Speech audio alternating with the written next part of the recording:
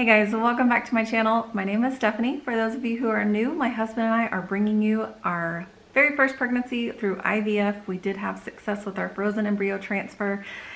And today I'm going to talk about weeks 7 and 8 and how they were and what symptoms I had. And I hear dogs coming in behind me.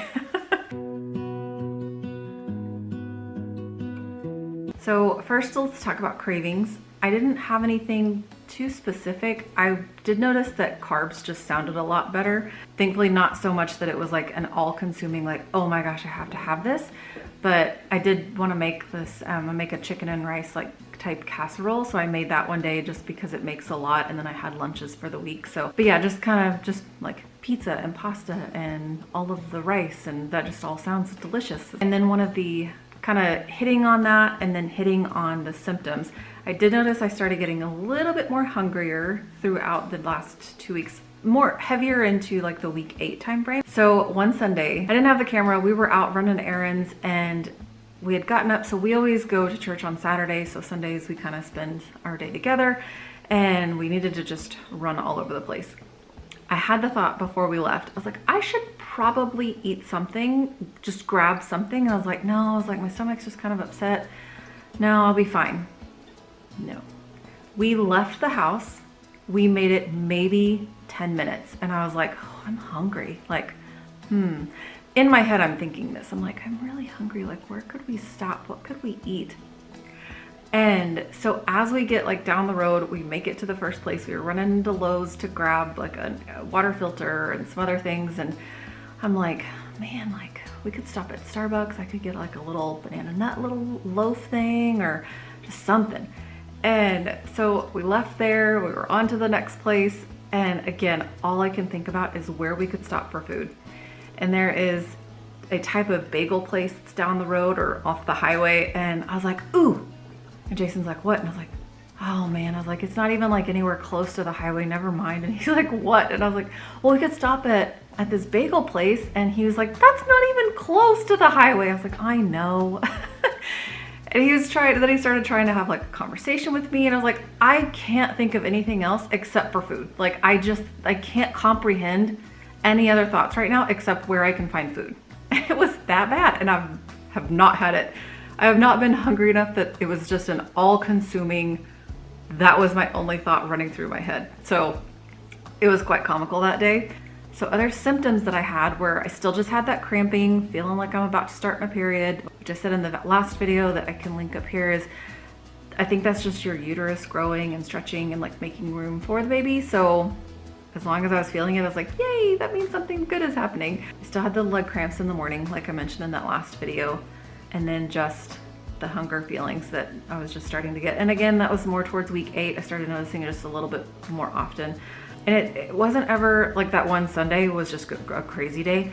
But when I say I get the hunger feelings, it's just if I eat something at say like 8 or 8:30, by 10:30, 11, I'm like, okay, it's time to eat again. Instead of trying to push that back to like 12. So I'm starting to try and kind of eat the smaller meals throughout the day rather than just do like the 3 big meals, just because I'm finding that I can't do that. I can't stretch it that far. So the last thing that happened in this 7-8 week mark is that we got to do our last ultrasound with our doctor and we graduated, yay! So that was good. So I'll show you a little picture of the baby. So I'm assuming that this is the head, but you can see this little dark spot right down here at the bottom. I think that's still the subchorionic hematoma thing that I mentioned in the last video. It hasn't caused me any problems since then. I haven't had any bleeding, no pain, no nothing like that. So I think it's just taking care of itself. Hey guys, so we are back at the doctor checking on Baby Gotcher. This is technically my 9-week ultrasound, but we're doing it on my 8-week, 5-day is what I'm at today. And I guess just because we had to do it a little early before our trip. I don't know if this is when we technically like graduate or if we'll come back again. All questions I need to ask today. So last time the heart rate was 123 and that was at 6 weeks, 5 days. So I'm hoping that it's a little higher because they said everything was normal with that, but to me it seems kind of low, especially seeing other people's heart rates and whatnot at the same time. I try not to get into that whole comparison thing because, you know, they say like every pregnancy is different and every baby is different, and I totally agree with that. So I'm trying not to get into that little comparison game, but I'm like, let's just be a little higher for a little peace of mind. And my husband and I were both saying it this morning, but it just doesn't feel real still. Like, and I think for the most part, it's because I don't have any of the normal pregnancy symptoms. I just get, as we get closer to these appointments, I just get more and more anxious because I'm like, well, is everything okay? Is something wrong? Even though there's nothing that has happened that would lead me to think that something's wrong. So just remaining faithful and trusting that God is in control. He's got this little baby in his hands, and he's going to walk us through this whole situation.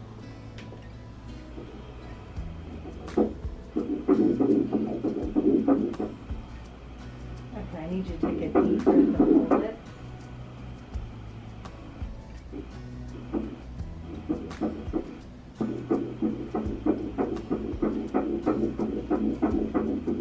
Okay. It's a little scary when it doesn't go. I'm like, just why? fading in and out when you're breathing. I could see the image moving like this. I was like, oh gosh, what's going on? It's just so tiny that happens sometimes. Yeah.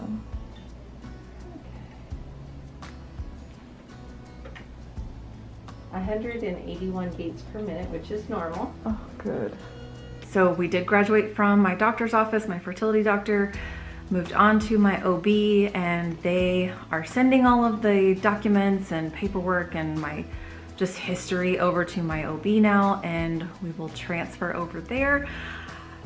That feeling, if you are doing IVF and you're in that like transition stage, now we're gonna have to wait until like 11 or 12 weeks before we get to go into my OB and do another ultrasound, and that feels like forever. So if you have done this before and you have any tips, please send them my way, because I feel like this is going to take eternity to get here. I'm staying on all of my meds, so I'm still doing the estrogen or estradiol 3 times a day, the little pill, and still doing the progesterone shots every night. We will do that until I think 10 weeks. I have to look at my piece of paper that I brought home that tells me the specific date that we stop. But yeah, so I'm looking forward to stopping those because they're a literal pain in the ass. But man, that makes me so nervous too, because is my body ready to do this? So I'll talk about that in a future video, I'm sure. But otherwise, quick update. I just want to let you guys know how I'm feeling. If you are pregnant or have been pregnant, how did you feel? If you already knew in the week 7 and 8 mark, how did you feel? Leave them below in the comments, let me know. And oh, the other thing I want to talk about is working out.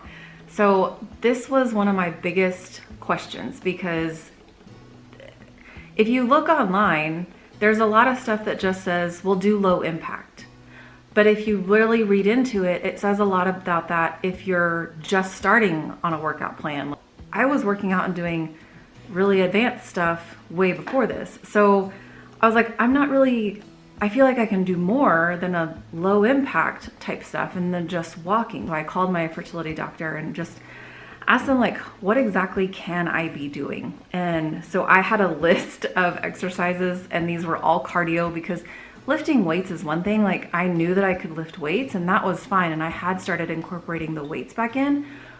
But man, when it came to cardio, I was so scared. And I still to this day, like, I'm like, oh, am I hurting you? I'll like hold my stomach. I'm like, baby, are you okay? And because it just makes me so scared, and I'm just scared that I'm gonna do something wrong or something that's too much and that I won't realize it because, or I won't realize it in time. And so, so I had a list of things that I was asking about, and they were like, yeah, if you were doing all of that kind of stuff before, you can go back to what you were doing. So if you are interested and you want to know what my workouts have been like, or like little sneak peeks of them and stuff, let me know. I'll be happy to do a separate video on that and just teach you guys or show you what I've learned and all that kind of stuff. So, but otherwise, that is all I had for today. Just a quick update to let you know how my first few weeks are going. And if you have any suggestions or tips for me, be sure and leave them below. I'm always willing to have other suggestions on what I should be doing. So otherwise, just let me know how I could be praying for you. I know that you guys are dropping those below and I love them. I have a whole list. I write your names down and I pray for you every single day. So I will talk to you guys later. Have a wonderful week. We will check back in on Monday. Take care, guys. God bless.